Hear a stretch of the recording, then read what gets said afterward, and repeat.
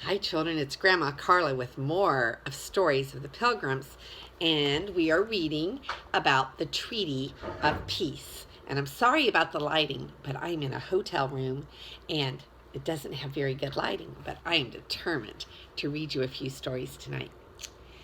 The next day passed and no Indians came to the village.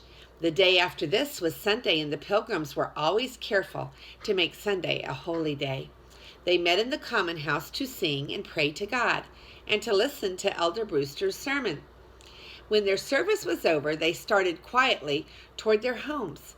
Before them marched Captain Standish with his gun, ready to give alarm if he saw any danger. Suddenly, 5 great Indians came out of the forest. They wore skins of deerskin, and their faces were streaked with bright-colored paints. In their hair, they wore long eagle feathers, and each man carried a roll of fine furs. "It is Samoset and his friends. That means 5 more hungry men to feed," said Priscilla to Mistress Brewster. "I think we have plenty of food to share with them," answered Mistress Brewster. "We will set the table for them in the common house, and they need not come into our houses at all. It frightens the children to see them looking in at the doors."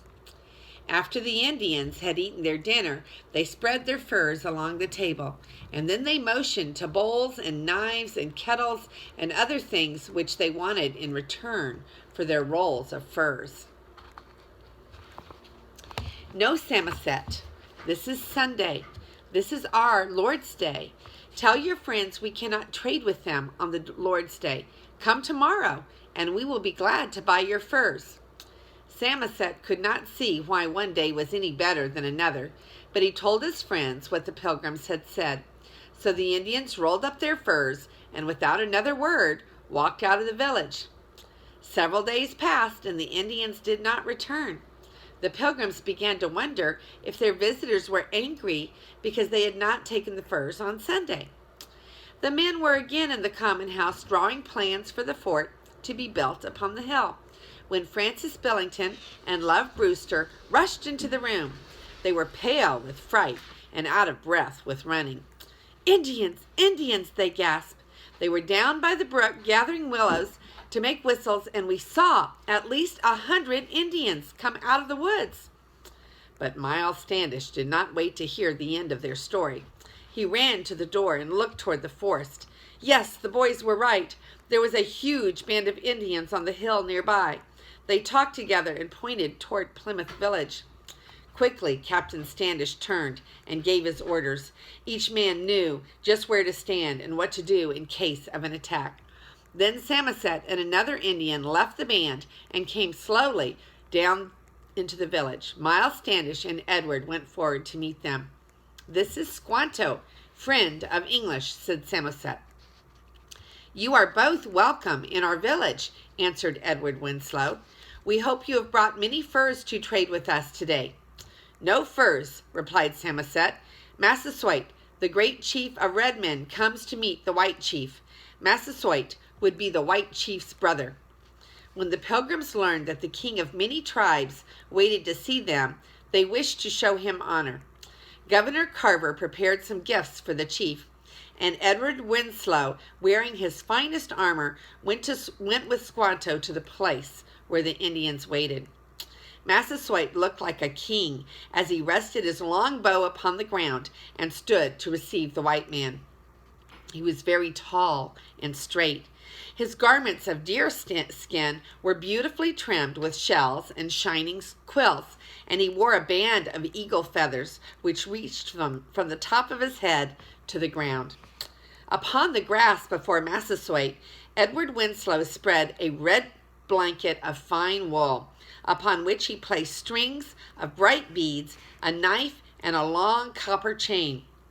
When he had slowly and carefully arranged all these things, Winslow arose and said to Massasoit, "My chief sends to you these gifts and invites you to his house. He would be your friend." When Squanto had told Massasoit these words, the chief motioned Winslow to stay there until he returned. Then, taking 20 of his warriors, he went to the village, led by Squanto. Captain Standish, Master Allerton, and 6 other soldiers dressed in their bright armor met Massasoit and his men at the brook and escorted them to the common house.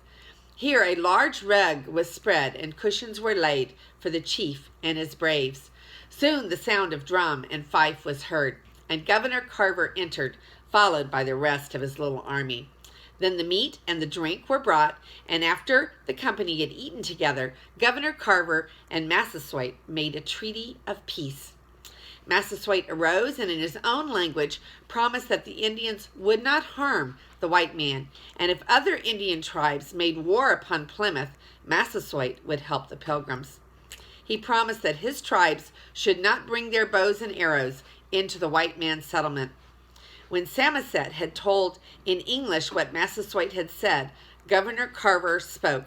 He said the Pilgrims would not harm the Indians or carry their guns into the Indian villages when they went there to visit. He promised Massasoit that they would always pay the Indians a fair price for the furs and other things that they brought from them. When the governor's words had been told to Massasoit by Squanto, a treaty of peace was signed. The Indian chief could not write, but instead he made a little cross. Massasoit did not understand the signing of the paper. When Indians made a treaty of peace, the 2 chiefs always smoked a peace pipe. So the governor and the chief smoked a great stone peace pipe, which Samoset brought to them. Now are the white men and the red men always brothers, said Samoset. Then Massasoit unrolled the gifts that he had brought to his white brother, Governor Carver. There were the finest of furs, a bow and arrows like his own, and a necklace of bear's teeth. Then Massasoit and his company were ready to return to their camp. Captain Standish and his soldiers escorted them as far as the brook to show them honor. This treaty of peace between the Pilgrims and the Indians was kept for 50 years. In all this time, they did not break their promises to each other. And here we have a picture of the Indians. Let's see if I can show you a little better. There we go. The Indians.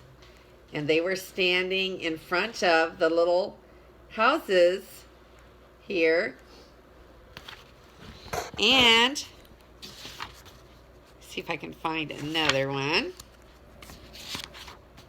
Here is a picture of Governor Carver and Massasoit, and they were giving each other gifts to show their good intentions.